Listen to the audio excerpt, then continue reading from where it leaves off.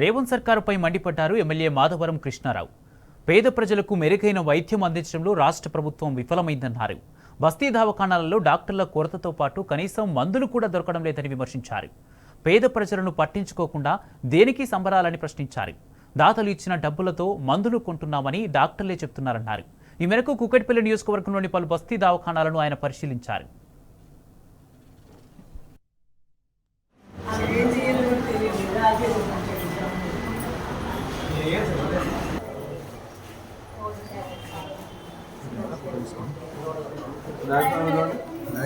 Dog vaccine doctor కి bill doctor గారు అమ్మ మీరు అందరూ కొంచెం వెనకాల ఉండండి.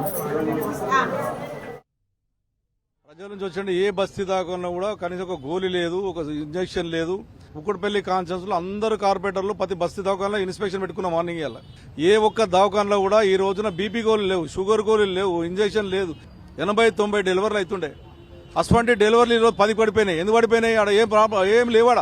ఏమి లేకపోవడం వల్ల వచ్చేటోళ్ళు బంద్ అయిపోయారు. ఇప్పుడు అల్లాపూర్ వెళ్ళాం, మోతినార్ వెళ్ళాం. మోతినార్లో చూస్తే ఆడ ఎవ్వరు లేరు. మా మున్సిపాలిటీ వర్కర్లను ముగిపెట్టారు అంతే. అంటే ఎంత దుర్మార్గంగా ఈ ప్రభుత్వం వచ్చి 1 ఇయర్ అయింది. బస్తీ దవాఖాన అనేటువంటిది నిరుపేదలే వస్తారు బస్తీ దవాఖానలకు. ఉన్నోడు ఎవరు రాడు. ఇలా పెద్ద పండుగ చేసుకుంటున్నాము, రాష్ట్రంలో బ్రహ్మాండంగా చేసామని చెప్పుకున్నటువంటి నాయకులు ఒక్కసారి మా బస్తీ దవాఖాన రమ్మానలే. అసలు ఆ మినిస్టర్ ఏమైందో తెలియదు. కలెక్టరే చెప్పాము. నేను పర్సనల్గా చెప్పాను. బస్తీ దవాఖానలో ఎక్కడ కూడా గోళీ లేవంటున్నారు. 8-9 నెలల నుంచి లేవంటున్నారు. మరి ఎందుకు ఈ ప్రాబ్లం వస్తుందంటే చెక్ చేస్తా అని చెప్పి ఒక్క రోజులే మరి ఓపెన్ గా చెప్తున్నారు. సార్ మా దగ్గర లేవు, మీరు ఏమైనా అడ్జస్ట్ చేసుకోమని చెప్తున్నారు. కొంతమంది దాతలతో చేసుకున్నాం సార్ అని చెప్తున్నారు. మాకు ఇయ్యాల కాదు సంవత్సరం నుంచి ఇదే బాధపడుతున్నామని చెప్తున్నారు. డాక్టర్లే చెప్తున్నారు. గోళీ ఇచ్చి పంపిస్తున్నారు సార్. ఏ గోలో తెలియదు, టెస్టులు కూడా చేస్తలేరు సార్. ఏదో టైం డాక్టర్లు ఉంటూనే ఉండలేరు. కొన్ని ఏరియాలలో అయితే భయంకరమైనటువంటి వాతావరణం. బ్రహ్మాండంగా ప్రజలకు అందుబాటులో తీసుకొచ్చాం, డెలివరీ చేపించాం. బస్తీ దవాఖానకు వచ్చే విధంగా ఆ రోజున గవర్నమెంట్లనే చేసుకోవాలి డెలివరీలు అనే విధంగా కూడా తీసుకొచ్చి ఆ రకంగా చేశాం. ఈ రోజు మళ్ళీ అదే పాత పాట నా కాంగ్రెస్ పార్టీ ప్రభుత్వం ఇంతకుముందు ఉన్నప్పుడు నేను రాను దవాఖానకు తెచ్చిరో అదే ఉంది. సర్కారు దవాఖాన రానది మళ్ళీ సేమ్ పొజిషన్ తీసుకొచ్చారు. ఇలా రోజు పండుగలు చేస్తున్నారు. ఇంకా ఫస్ట్ నుంచి రోజు బ్రహ్మాండంగా చేస్తున్నాం. అసలు రాష్ట్రాన్ని ఉద్ధరిస్తున్నామని చేస్తున్నారు. ఒక్కసారి హైదరాబాద్ ప్రజలను అడగండి. నిరుపేదలను ఈ రోజున గోళీ లేనటువంటి పరిస్థితి ఈ ప్రభుత్వం, కాంగ్రెస్ పార్టీ ప్రభుత్వం అంటే అర్థం చేసుకోవాలి. అసలు దీనికి సంబంధించినటువంటి మంత్రి ఏం చేస్తున్నదో తెలియదు, కలెక్టర్ ఏం చేస్తున్నదో తెలియదు, ఆఫీసర్లు ఏం తెలియదు. 8-9 నుంచి గోళీలు లేకపోతే మీరు ఏం చేస్తున్నట్టు? మీ ప్రభుత్వాన్ని ఏం నడుపుతున్నట్టు మీరు? అందుగుంచే కుక్కడపల్లి కాన్ఫరెన్స్ లో ఈ రోజున సుమారు అన్ని డివిజన్లలో మా కార్పొరేటర్లు అందరూ ఇన్స్పెక్షన్ చేయండి. లేని పక్షాన వాళ్ళు ఇవ్వకపోతే అలా సంగతి చేద్దాం. అవసరమైతే మనమన్న దాతలతో మనం ఇద్దామని చెప్పి అందరికీ ఇలా ఆదేశాలు ఇచ్చాం. మా పార్టీ క్యాడర్ అన్ని బస్తీ దవాఖానలు సుమారు ఎన్ని బస్తీ దవాఖానలు కుక్కడపల్లి అన్ని కూడా ఈ రోజున అందరి దగ్గర ఇన్స్పెక్షన్ పెట్టాం. బస్తీ దవాఖానలో గోళీలు పడేస్తుండే, అన్ని ఉంటుండే గోళీలు. అటువంటి సందర్భాలు ఉండేటి. ఈ రోజున కనీసం షుగర్ చేసే టెస్ట్ లేదు. ఇలా నోట్లకే దబద్దాలే.